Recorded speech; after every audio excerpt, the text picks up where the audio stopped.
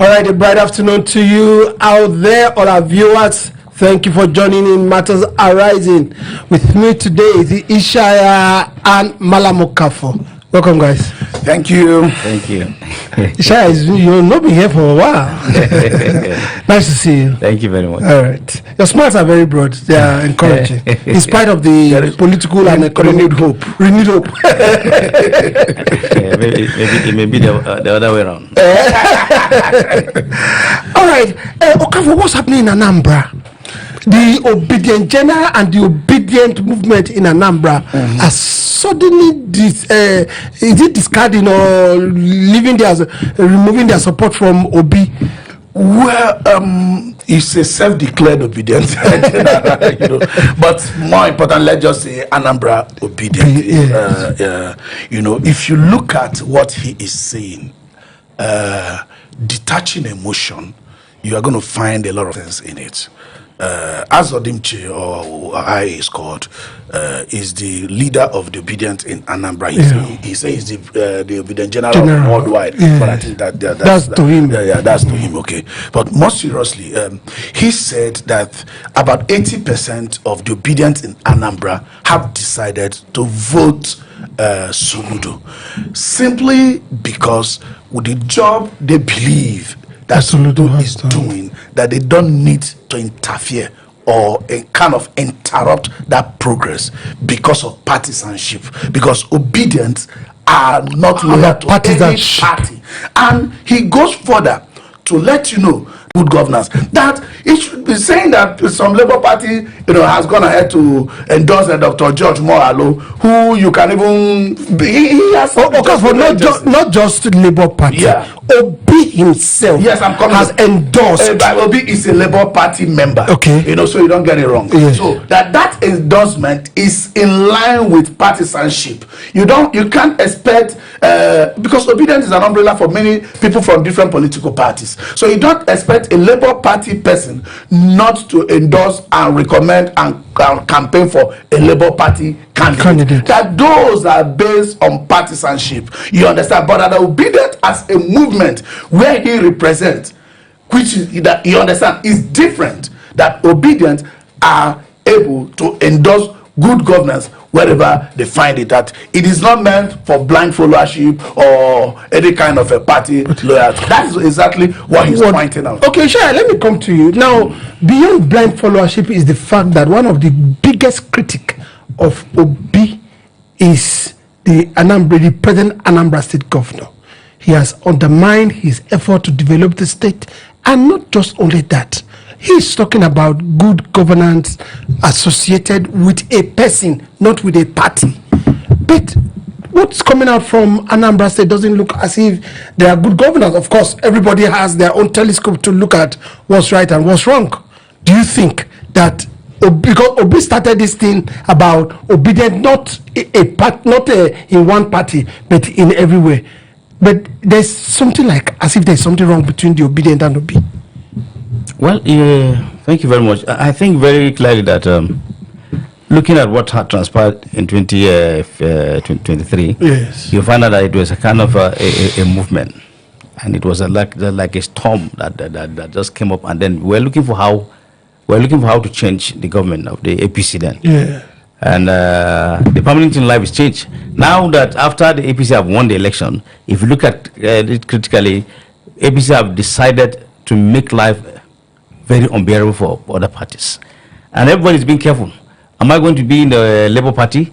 Would they have any much kind of are they going to have a very better? Are they going to have it? Would they glow? Would they move? Would they blossom?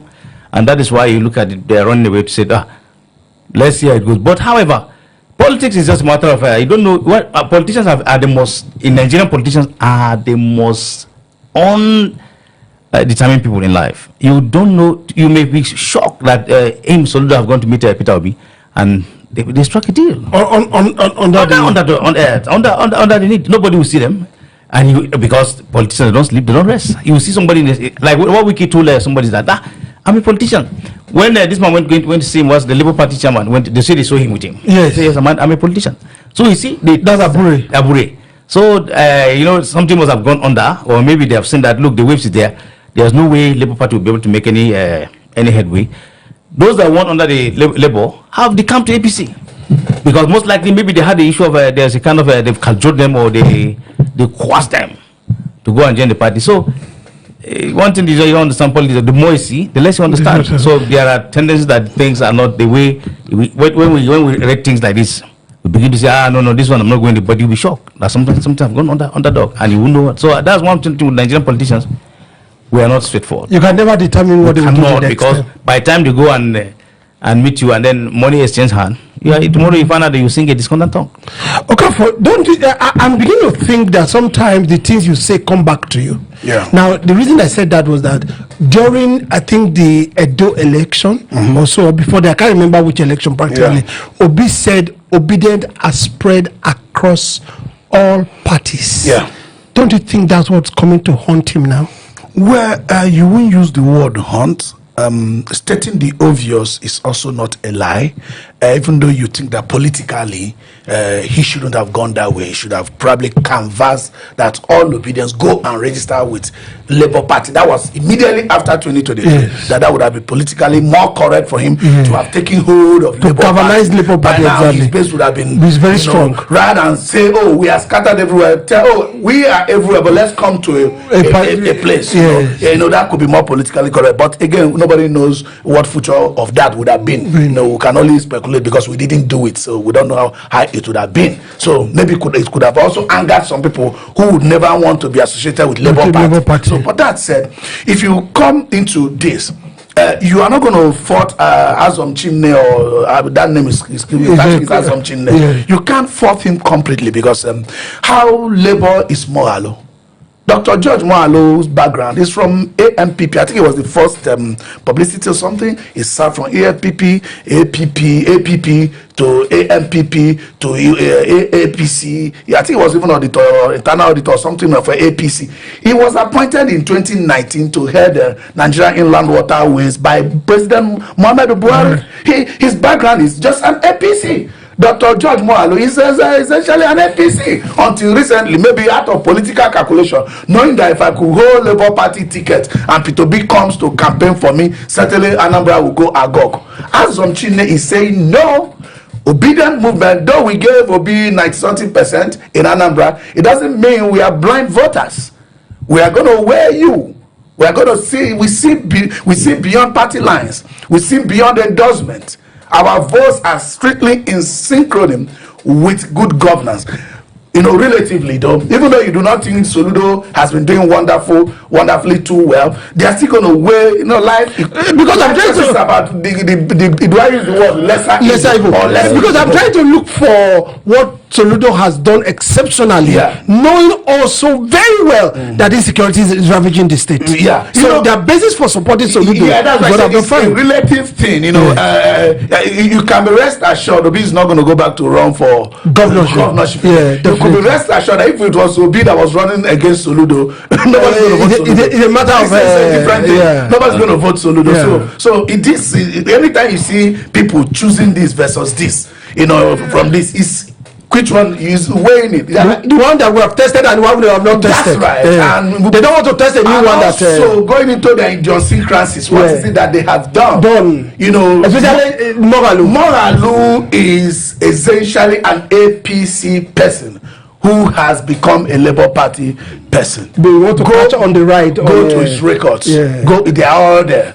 So at the moment, Ishaya, we are not even talking about the PDP candidate in Anambra, the election that is coming up on the 7th of November, I guess so. Now, we are not even talking about it. We are just talking about the effect of Labour. The effect of the Obidients, and how come it's supposed to be a 3-horse race from what we can see? But essentially after this 2023 election, you find out that the strength of PDP had been a kind of weakened on the basis that they don't even move because of all the antics of Nyesom Wiki, and most of them have decided to look. There's a crisis. Even if you look at when they were selling the ticket, I know the kind of effort, the extra effort that this man went and I had to go and pick a ticket. So Obedient too, That's why I told you that they look at just like what Okafo said. It's a lesser. You're looking for a lesser good, a lesser distant. They knew that the presence of the president of the Governor Soludo. Of course, if you remove that, and you still look at the demography of zoning. You see from the same zone with that with Soludo. If he goes then, and which means the other zone will be some short change. So if you look at politics, they look at they put all this in perspective on the basis that if we put this man, he's going to do 4 years, he may likely come back for, and that's 4 years. At that point, we've been shortchanged. There's no way we say we're going to compete with him, and that's why you consider this. When you find out that they find there's all this kind of politicking in terms of taking over where and this one they go. But I think they're obedient to just like it's not for me. When you look at last time, it was not a party because I voted for Obidients. I was not in a Labour Party because it was just kind of I just believe in his ideologies. I believe in what he was trying to give us, and I loved the way he was making his presentations. And I said, look, I'll go there. Most of our people went there for that on that basis, on that premise. That's why some of us voted him. So it was not critical that they said it was, and I was a Labour Party member. No, I was not. It's a movement. He brought it and sold it to Nigeria, and Nigeria accepted it. I hope he'll be able to go further again and expand that, because it's most likely he had the experience he had. He didn't gather much full experience on the basis that the moment I lost his election, let me put my party in order. I'm sure if he has done that, this problem wouldn't have started. Okay, I want to come on the side of Yunus Atanko. The what will I call it now? The head of the Obidients. Of course, the director general of the Obidients movement. Of course, he issued a statement and said that the guy in Anambra, the coordinator in Anambra, doesn't respect or doesn't air their views about the Obidients movement. That the Obidients movement is following Mogalu of the Labour Party, and of course, all the things you said. That's what he said. The reason they're following this. Do you think Obidients movement is in crisis? I think there is no structure that could take decision for Obidients movement that is in place today. Tanko is more of a spokesperson of Peter Obi, and also the director general. But I can authoritatively tell you that Obidients movement is a movement that is difficult to organize into a spectrum of resolution. Let me read out what this House of Chinde wrote. Say, Dr. Tanko's release is not only unauthorized, but also a blatant misrepresentation of the philosophy and decentralized structure of the Obidients movement. Decentralized structure of the Obidients movement, which is true. The response, therefore, aims to set the record straight and call out the inconsistency, contradiction, and partisanship embedded in Tanko's claim. You see, Obidients movement has no written paper where they say the board take this decision. That if we want to take decision is by 2/3, just like we have National Assembly. So Obidients movement does not have that resolution structure for anybody to say what Obidients movement want to do. That's what I'm saying. So do you think Tanko's release of that for Obidients is not tenable? Because so do you think it's going to work against the Obidients movement come 2027? This is an isolated. But there's always a foundation. Hold on, let me tell you here. This is an isolated case. Largely, no Obidients movement, no member of Obidients got into Obidients movement in order to install a governor in Anambra State or Nasarawa State. A lot, up to 99.99% of people that got into Obidients movement is to install Peter Obi as the president of Nigeria, president of Federal Republic of Nigeria. So when you begin to try to dissuade them by your own understanding of that candidate that they should do so, you are going to hit rock, and that's what is happening to Tanko. Okay, Ishaya, do you think that going by what is happening now, there's a foundation for everything? Sure. This is the first time it's happening. Apart from the fact that Obi told us that Obidients movement are in every other party. I think that was a blatant mistake he made. But now, between a state coordinator and the DG of the Obidients movement, there's some disparity. Do you think it's going to continue? That's why I told you that. Look, if you find out this kind of shenanigans are going through, then somebody must have swallowed a hook. Something must have passed under the ground.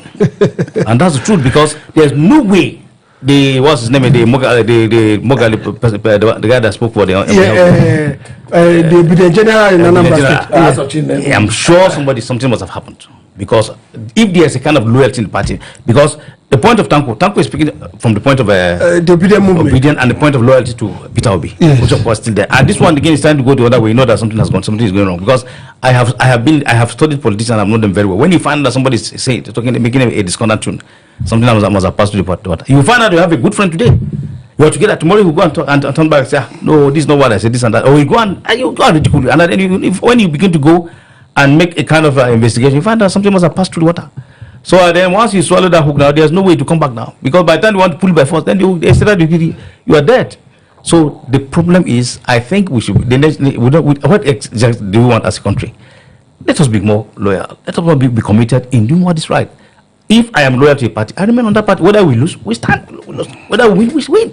But by the time you are going from one place to another, very unstable, you will never have the essence. Is just to make your own you make your own your stomach this thing, and then we'll have a bad economy, have a bad governance, and then the things we are looking for to fix them, they don't work. Especially our roads, the hospitals, and the rest. You find out they're just every day they are shouting, hey, we've done this, we've done that. I met somebody in church on Sunday, he said, you see, we stabilize Naira and the rest. I didn't want to engage him, because I was just going out. I see he worked with the Senate president. I said, well, I didn't want to answer him. So when we look at it critically, the politicians should be more patriotic to what they're doing, and then look at Nigerians first and see what they're doing. Just like what he was saying, Azom Chine was trying to separate Obi's endorsement of Moalo as a Labour Party member from Obi's endorsement of Moalo as Obidient member, because Obi himself is an Obidient member. You don't know if Moalo is an Obidient member. Do you understand? And he also said that Labour Party members who are also obedient would naturally support Moalo. Like I said earlier, see, I was just telling you that Moalo's background is not too different. He was the first national publicity secretary of APP, All People's Party, and later become All Nigerian People's Party. In 2023, he was the gubernatorial candidate of AMPP in Anambra State. You understand? And he was the vice chairman of AMPP Southeast and the former national auditor of APC. And in 2019, our late president, Muhammadu Buhari, appointed him as the managing director of National Inland Waterways Authority, and he served out that term. So there's no way he's telling us that he's an obedient man. There is where you could be, maybe, but there's nothing labor.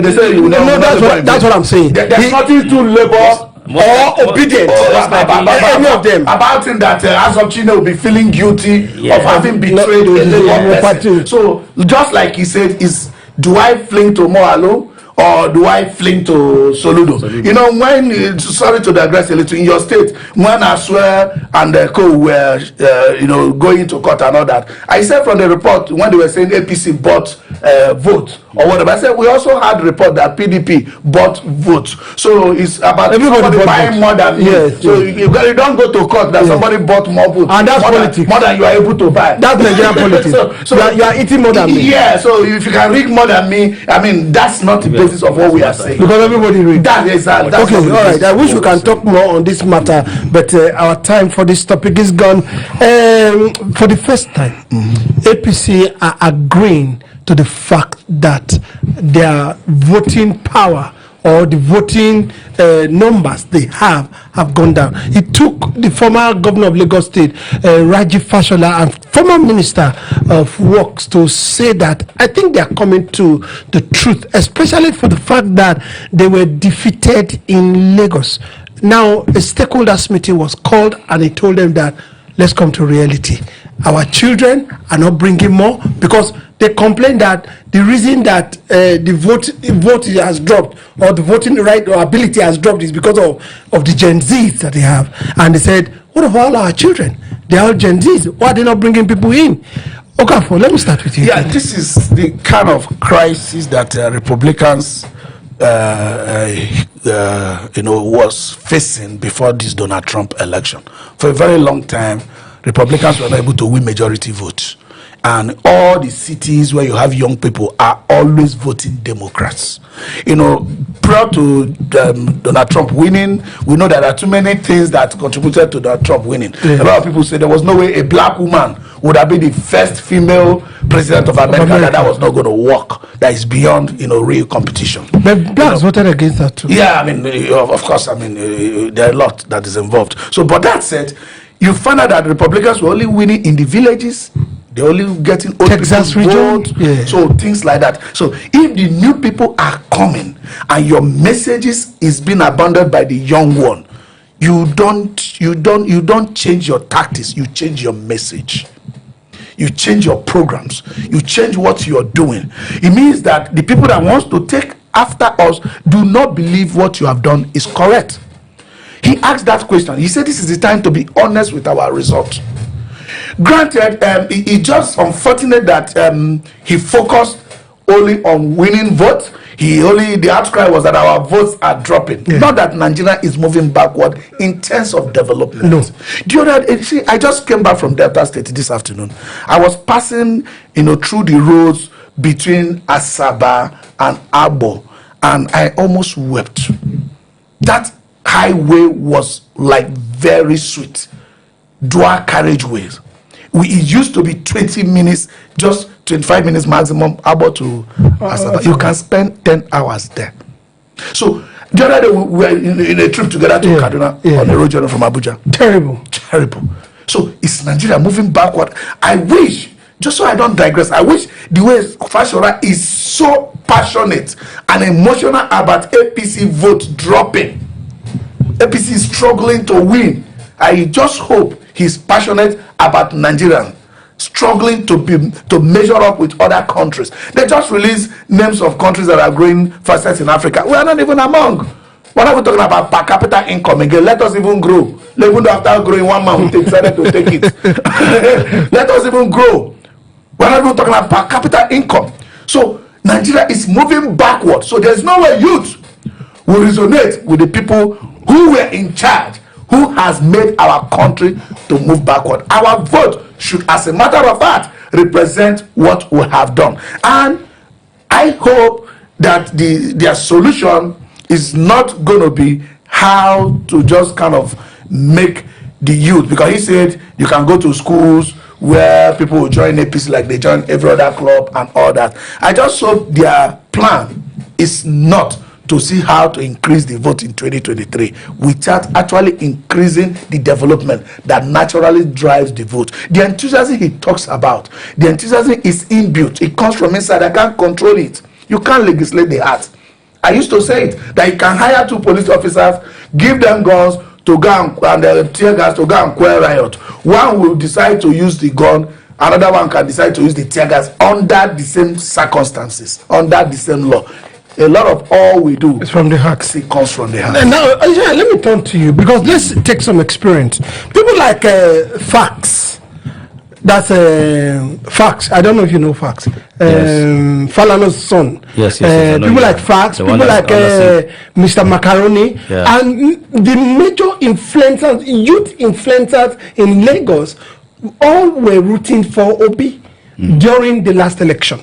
Now, that's also to show that the impact of the government of Lagos is not reaching to the youth. Now, if it's reaching to the youth, because if you check the House of Assembly now, for example, most of them have been there for a very long time. Fashola was a commissioner. Ambode was a commissioner. The present governor of Lagos State was a commissioner under Tinubu. Where are the young ones coming off? How can their vote increase? How do they believe in them? Well, you see, just like an analogy said that you cannot compare original and a photocopy. The truth is that the Gen Zs are seeing the kind of governance we have. It does not favor them. Now, how can you say that somebody graduates from a university in the next 5 years, he has nothing doing reasonably? He cannot pay for his own house rent, and the house rent has become so high, exorbitant. Now you cannot do this. Some of them don't get. In fact, if I look at the rates, they don't even get married now on time until they are 40 years. During our time, it was 30 something years. You find out somebody. I've seen somebody who's 50 years. He said he doesn't have a job that he's doing. When would you get married? So when you look at this kind of frustration that accumulated on people's heart, they decided to say, look, the way we can get, let's look for those who will vote and vote for our interest. And make sure that we have a better economy, better country, better governance, better kind of employment rate. Most of them are moving out of Nigeria because of the unemployment rate, because of idolism. Now, okay, now, for God's sake, during Buhari, we were buying fuel at that much. With 10,000, you fill your tank, and 15,000, you fill your tank. Today, with 90,000, 8,000, you fill your tank, and that thing will be, each time I go to the filling station, I feel like, say, what is wrong? It pains me a lot. So we look at that kind of scenario, and you find out that the youths have the popularity. And that is why I believe that all this, when I saw these people are moving, I say, leave them to go. I can assure you very well that I may not be afraid to do more, but there's going to be big surprises. They might be shocked. Because, and because these Gen Zs are more smarter than everybody. With this advance of AI again, they know it better than most of us. They know how to get everything out. So I hope they take the message from Fashola and then look at, just like what my brother said, the issue of development in terms of governance, in terms of you're talking about the roads, the hospitals, terrible. If I'm going to Kaduna, just like you say, went to Kaduna, it's just terrible. The road that used to be very better, at least 1 hour, it takes me to Kaduna. But now the road is bad.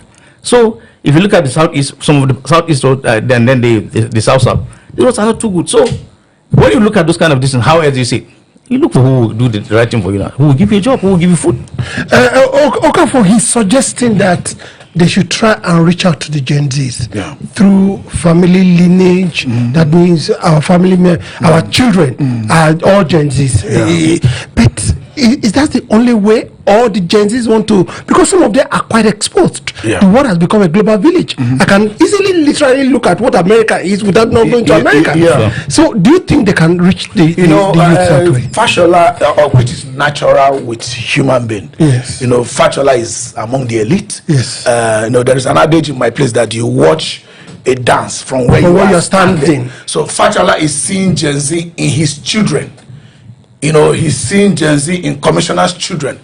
He forgot that so many other APC members who are poor people, their children are also Gen Zs, and they are suffering. They don't want to take over. So among Gen Zs, they don't want to take over from their father because they are suffering. All the Gen Z, the people he wants to hand over, he's seen Gen Zs like his children who are okay. You want to hand over, and they have a close community. We want a close community. We want to hand over to them. Who are you going to hand over? The voters are the poor people selling in the market, people, merchants, iron benders. These are the people struggling to survive. These are the people that have the votes and have the numbers. So Fashola is not seeing that. He's seeing those people that gathered in that party meeting. Atlantic to hand over to their children. Those ones, they don't even live in Nigeria. Most of them don't live in Nigeria. Most of them don't vote for their fathers. They are never around during the election. Around. So the real voters are disconnected. And change $1 to $1, all those rhetorics are gone. The people are tired. Do you want to connect to the voter once again? Let me call Fashola. Go and develop this country. Do the things that you should do.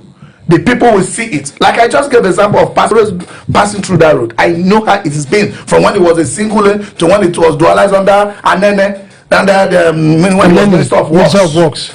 It was one of the best roads to Bini bypass. I knew how it was. I've seen many things in this. I know Nigeria. I was telling you how we used to run from here to Mina to Zungeru, Tegina to Kotongra, to Jega, round to Sokoto, round Talata Mafra, from to all those areas. We run around this country. The story has changed. Roads are good everywhere. Come back to Zaria, Kaduna. Everywhere we run around. The roads were good. We said anywhere we stop in the evening, we'll stop. Tomorrow we'll start work. That was the country we got. And you want these Gen Zs who are struggling to survive. Everybody with camera doing all this just to survive. You want them to take over from you and be voting for your nonsense? So Fashola should tell the people, since himself is beginning to see clearly because he's not in government. That there's a problem. I've studied until they become X. Yeah, they don't see. When they are there, Instead of do the work, they'll be churning out rhetorics. The minute they become something, minister, governor, they begin to see. Let him now shout aloud that they should face governance, abandon politicking.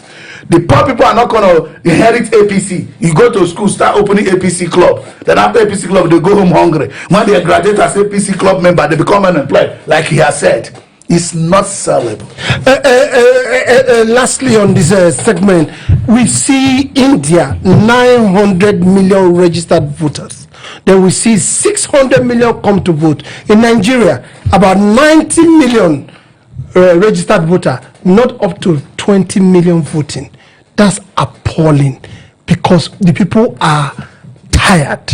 How can they increase? Because you see, even the one that came there on a very poor performance. How many people accepted him in a country of 230 million?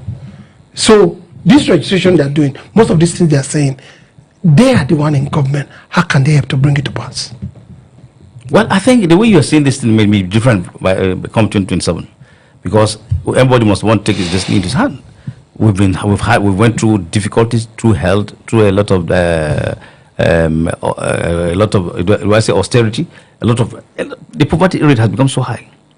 So I'm sure at that time, why people don't want to vote is because of why they had a kind of voter parties, because votes are not counted. You may win and then they will go and move it. But now I think we're becoming very smarter, and everybody's becoming so violent that we may stand and then make sure that this thing, it will not happen that way. By the time you notice that this thing is going to be hard on you, I'm sure definitely everybody will sit up and do the right thing. Just like what you said, Lagos is a cosmopolitan state. Yeah. It's not a political state per se. It's just some zone that you have people that are there. You will be in the whole of the Ikeja, maybe two streets. You find out people that will come out to vote. There are not many. But if you go to other places, that you find out there's some family by family, you go and do that. That's why you find out that when they came out as at that last election, and then they show the people that look, we're here to vote, and you saw the result. If they come out that time again, it will be the same. But the issue is that the Lagosians, who are the original owner of Lagos, are trying to they might intimidate them. You might not come and take over our own state from us. I hope this time around we'll see how they put everything. If the electoral law are well signed and everything went wrong, there will be surprises. I know clearly that's going to, I believe that will happen. Well, every state belongs to a particular ethnic group, the way we have seen it, but every state belongs to every Nigeria. Lagos belongs to everybody. There may be traditional people in Lagos, but Lagos state belongs to everybody. The same way those states belong to everybody. Everybody has one right, one card to vote, and that's how it should be. Whatever I want to vote for, you leave me to vote for that. We'll be right back. Just some 30 seconds.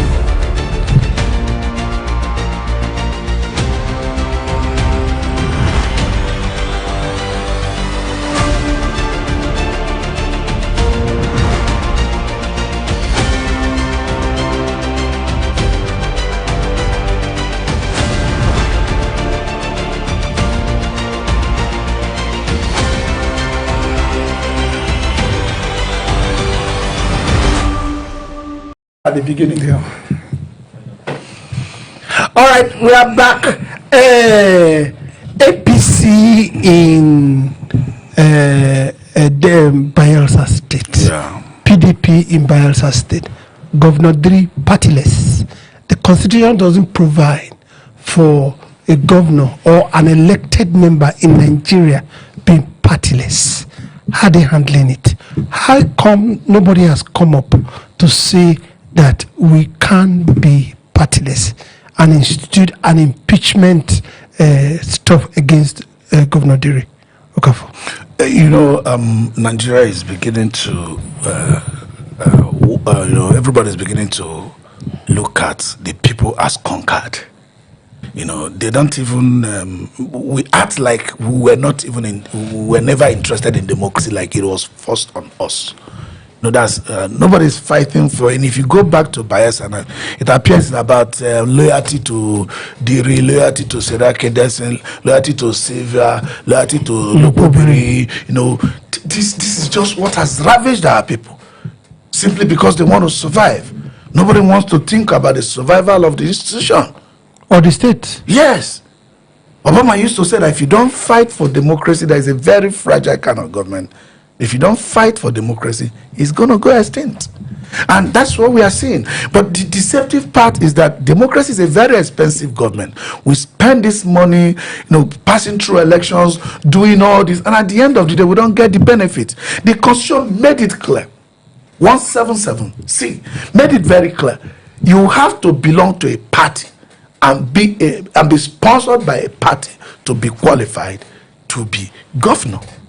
So you can't become partyless and retain that benefit. Position. You can't. The mandate belongs to the people, and that people now don't even care. They don't even care. Even this deputy governor, has he come out to say anything Since the first time about even coming? No, it will be seen as maybe being too ambitious. There's nothing wrong in being ambitious to preserve our democracy. what is that done rightly? To preserve our democracy. After all, there's not been any record of insubordination before now. There has never been any. If like now he choose not to abandon PDP because he believes in that, he could have taken a step further too. I'm not joking. For the purpose of saving democracy. Okay, I'll come to you on that. Where you stop now, I'm going to come to you on that. But I'm going to go on this. So we have APC, then we have PDP. PDP seems to be in turmoil. Don't forget George Turner and all his people. Now, the governor of PDP has moved or has resigned from PDP. We don't know where he is. Then APC has who has not been in tandem with the Siwaju Ahmed Bola Tinubu. Now, Lopobiri too is there as an APC member, being Minister for State for oil. Now, how do they marry? How do they reconcile? And then Lopobiri and Silva are not together. George Turner, Dixon, Diri, Deputy Governor, everybody is scattered. How will they fix this? Yesterday, you mentioned how does those name reserve Nigerians? Do Nigerians actually care? Let's focus on this. What is happening in Bayelsa? A governor standing without a party. My question, I think we should be asking, what is PDP doing? He has resigned from PDP. PDP still have a chairman, still have a secretary. What have they done? Somebody that got elected under a platform has resigned, and our constitution does not support independent candidacy. So why is the governor of Bayelsa? That's the question we should be asking PDP. Why haven't they challenged this? Why haven't they taken an action against this? It is wrong. It's not aberration to our constitution.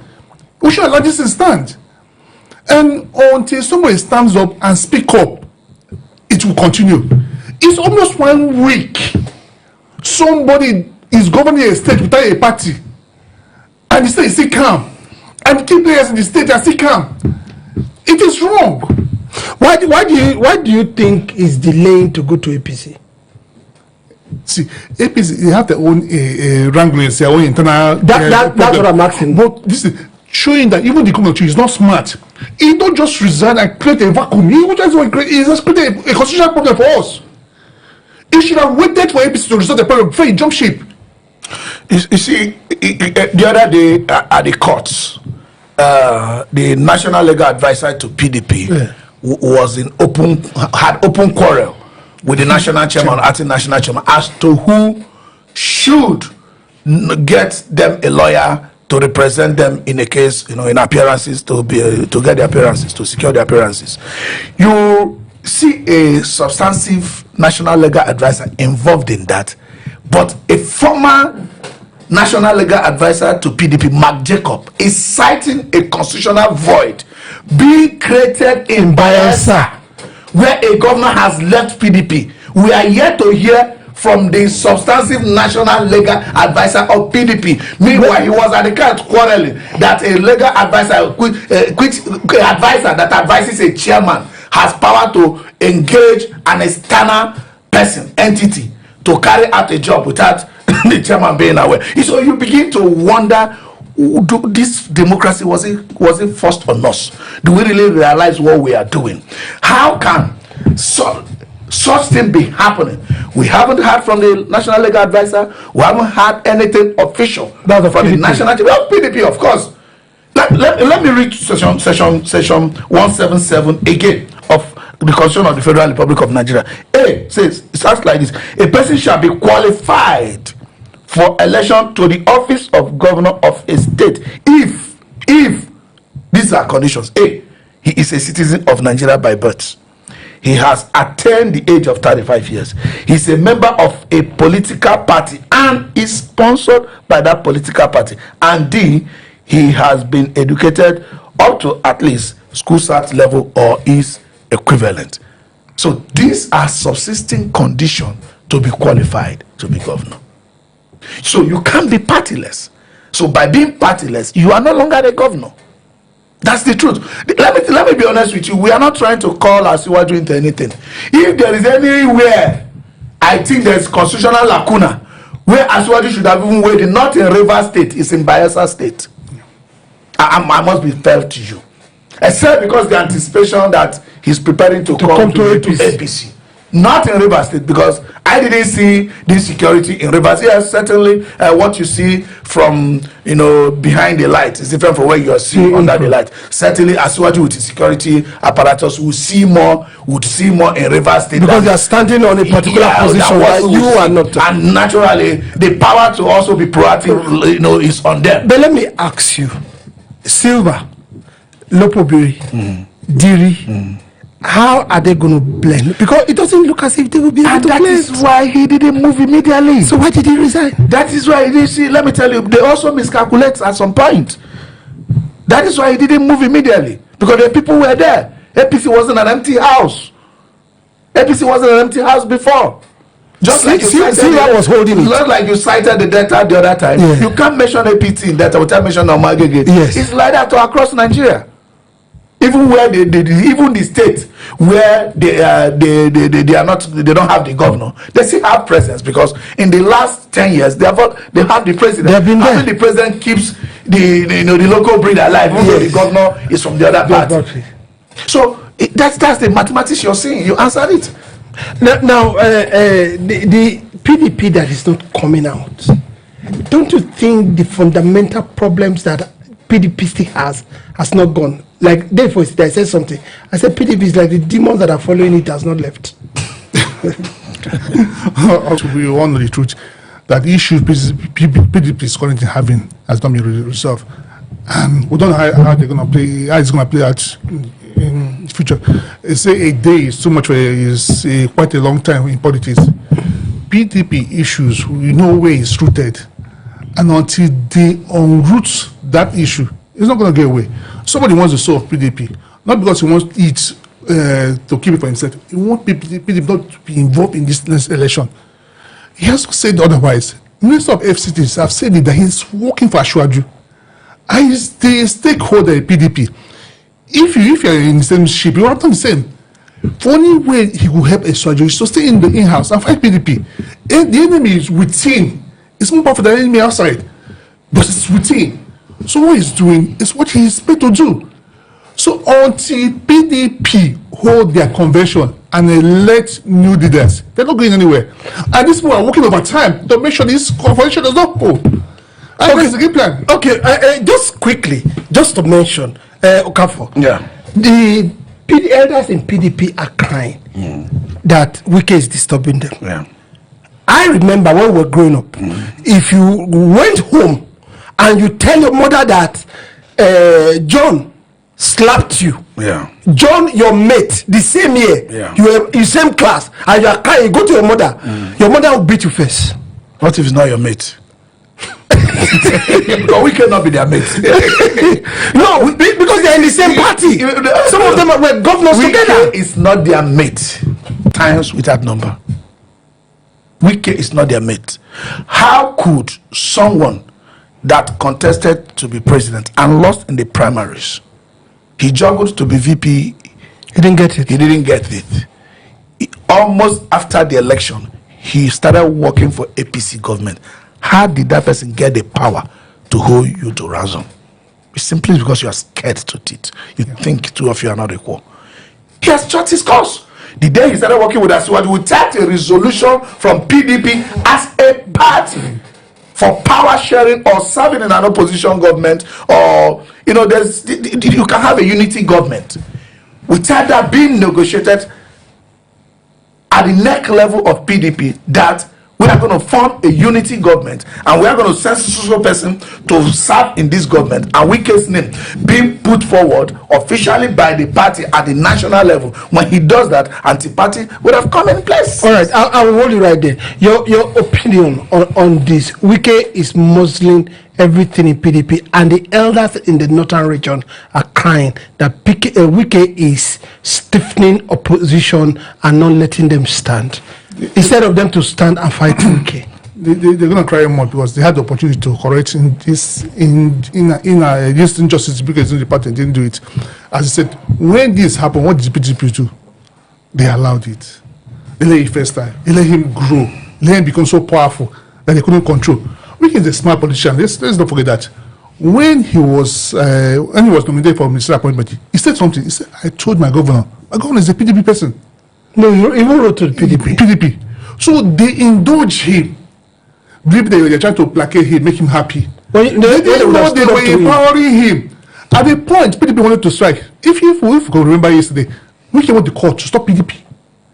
At there was a point, PDP wanted to expel him. We went to court and to stop PDP. After that court case, what did PDP do? They went quiet. They allowed him organize Congress in South. Now, which he want to correct. They allow him to see PDP structure in the Abia State. He sees PDP structure in Imo State. They were seeing him do this move. Nobody said anything. They did not act. Now, because there's an election coming in less than 2 years, he want to be PDP. It doesn't work that way. You can't eat the cake and have it. See, let me tell you. You will tell me when I come back from this break. 30 seconds, I'll be back.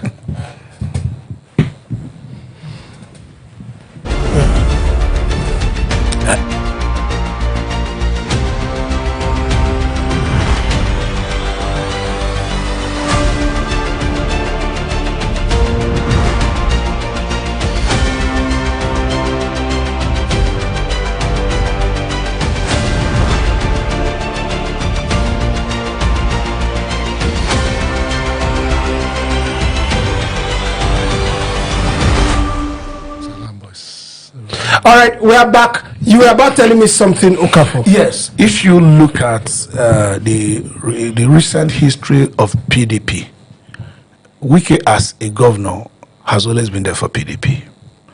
This idea of PDP trying to reconvene once election is coming is an attitude that is dumped on them by Atiku. You know, this time Atiku didn't go to Dubai to stay again, maybe because Peter Obi was everywhere. So he needed to be around. But the spirit of Atiku should have left them by now. He didn't. He didn't. So this is the time, because the election is just coming, this is the usual time PDP are beginning to come back. PDP was very, very, very better in government than APC. But they are terrible in opposition. Very, very terrible opposition party. So this is the time they are reconvening again. So Wike has gone into PDP for too long. Not just what happened in the last 2 years. Even tell me the national chairman of PDP in the recent times that Wike was not a factor in changing either a removal or bringing. Even the your child that he wanted to go. He was the one that got your child.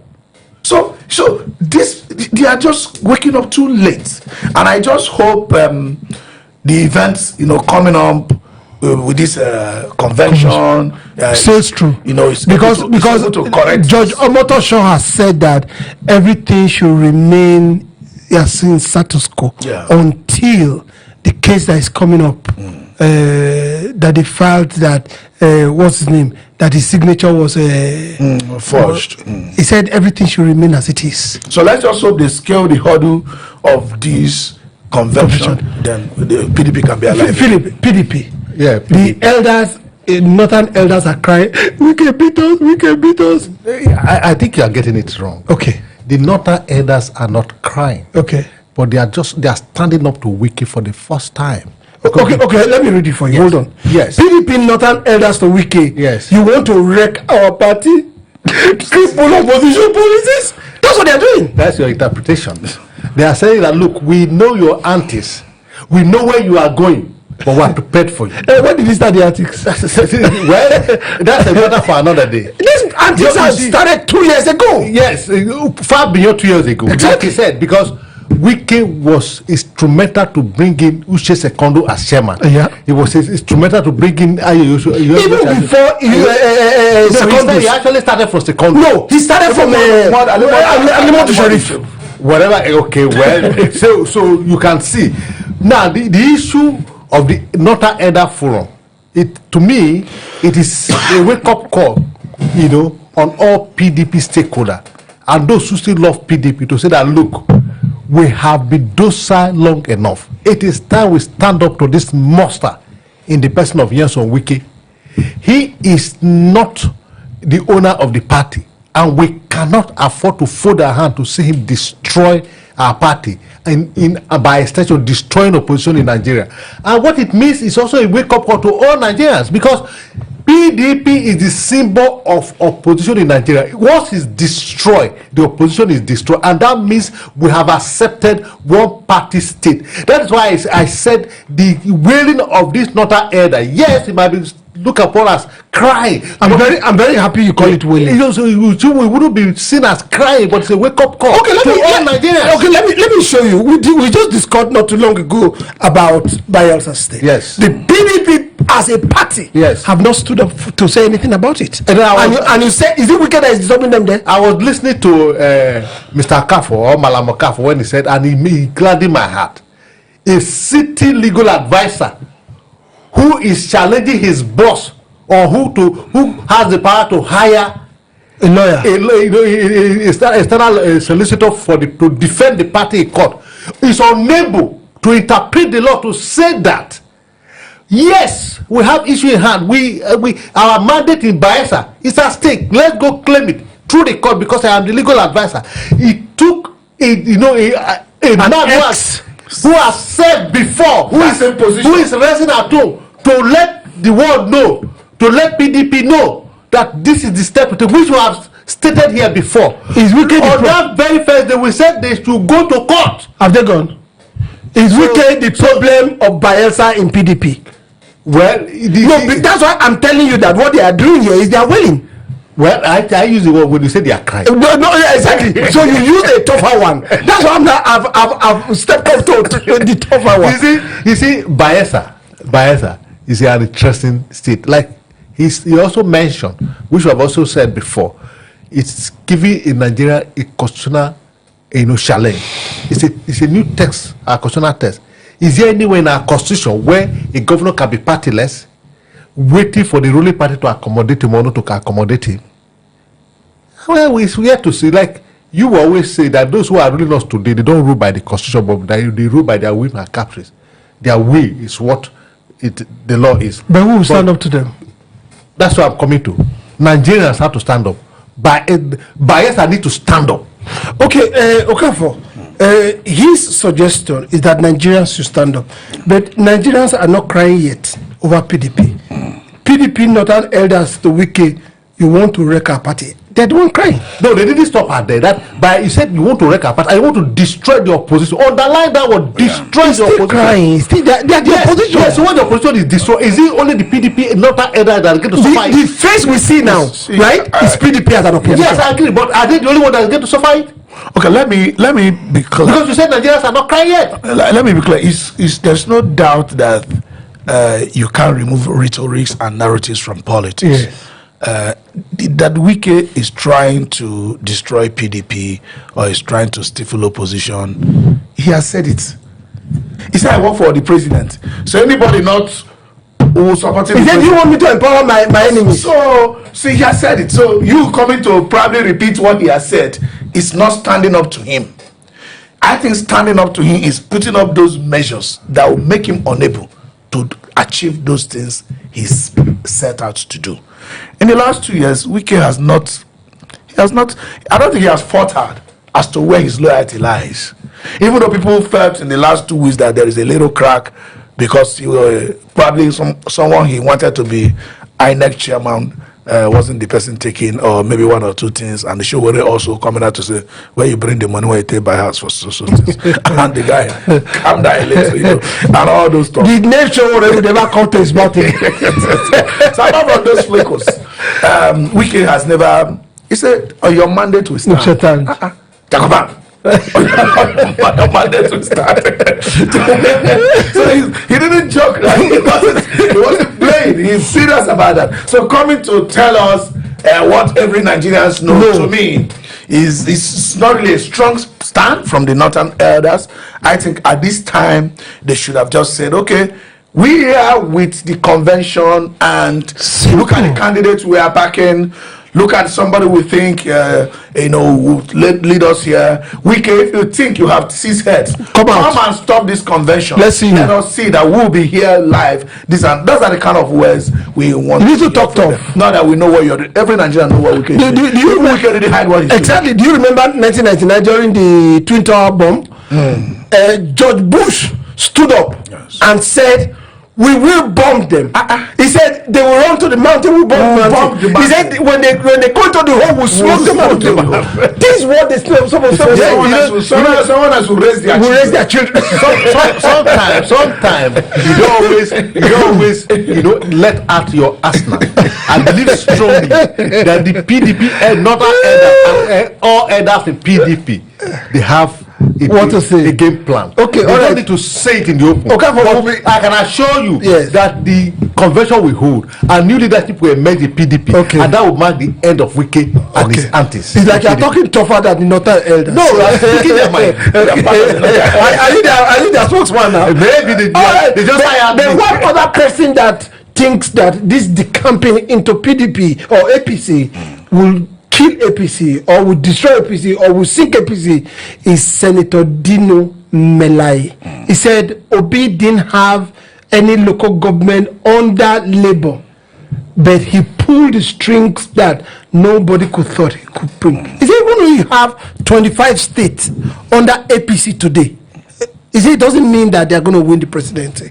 Should we take Dino very seriously? Yeah, not Dino. I think many Nigerians have said that. Yeah, I mean, just because Dino he's a senator, so that's just the reason why it's resonating. I think all of us who have said it. I think times Dino is mainly re-echoing what others have said. So this was started by Erufai. He said, and then followed by a series of other Peter Obi that the governors are decamping, Nigerians are not decamping. So what is new? What about Dino Melai? I think Dino Melai is not trying to make it. He's trying to find relevance. Yeah, he was the Delta State president APC governor. So what is he? Is he not contradicting himself? What was that?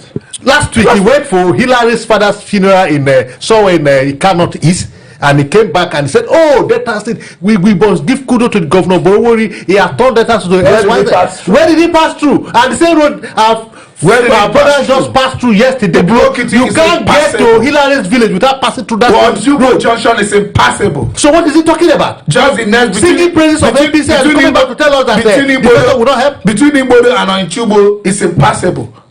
So what is he talking about? So where? Who is he fooling? Dino shouldn't be taken serious. This thing is not. It is. In fact, this is what we call plagiarism. Right at the junction there before you get to airport, it's impossible. So where the truth remains that the original maker of this statement is Malam Erufai, followed by Peter. There are many others. I think Susan of Benue also made it. Senator Susan said the governors are decamping, the people, Nigerians are not defecting. They didn't just try to call it in another way. They just colorate it. That is not. We should take Dino seriously. Where is Dino today? Has he not deferred to ADC? Yes, ADC is the one that will take over the next government. Well, we shall wait and see. Well, what is the option? Who are those driving this? Where is their office in Abuja? It's just simply. No, the first question. Where is their office in Abuja? APC mixes to ensure they release one news every day. So they will say ADC say ADC rejected. ADC doesn't want. Where is ADC? Where is the office? Where is the office? Area 3. Well, snap it tomorrow. Go and take the video and bring it. Okay, I will bring the video tomorrow. See, let me tell you. You see, minister, and he's not talking. He does see clearly. They are all in the same. When you see people like David Mark going into opposition, if David Mark, let me be clear, if David Mark had been with PDP, where he came from and said, yes, Let's strengthen. will be higher than when I see this older Nigerian sick. No. The alternative that Nigerians seek, different from Asiwaju, is not David Mark. It's not Ralph Adegbeshola. It's not even Bolaji. While he's younger, he's a product of all this. Go and check. Okay, all right. I'm not going to give you this question. I'm going to give you this question. Yes, I'm ready. The heat on the Minister for Interior is quite strong. Do you think he will survive it? You see, Just in closing. Yes, you see why I don't take that story serious. Because it's in this Nigeria, this government, that will have a lady who is also a serving minister today. He was at the same time serving and he was doing his youth service. She was rejected by the Buhari administration and was reappointed by this administration based on NYC, the same NYC that found it. And what happened? They said she's serving. And because the basis of the petition is that the minister, if actually he was serving in 2019 and he was a member of House of Representatives, then he cannot draw salary from two places. Where we have a minister who served and completed her NYC while she was already a minister in this other administration. Which minister is that? I think No, a lady minister. the one you are talking about is Adeosun, former minister. No. It is serving now. It's an I don't have a knowledge of She's that. a lawyer. Go and find that. I don't have Okay. clever, but I am very authoritative. She's, there were two young ladies appointed. One is Better I do. Better I do that. Was the other lady. She served while she's still in office. Is it Huriwa or something like that? So what is the big deal about that. You're only saying that he was serving and then he didn't complete the service and then he came back to serve and his certificate was served by the who served the certificate was not the person that was the DG then. It doesn't make sense because you have said that this government do what is in their mind, not what is in the constitution. Is he right? I am quoting you. No, I know. Is it right for them to do what they like and not what constitutionally do them? Is it?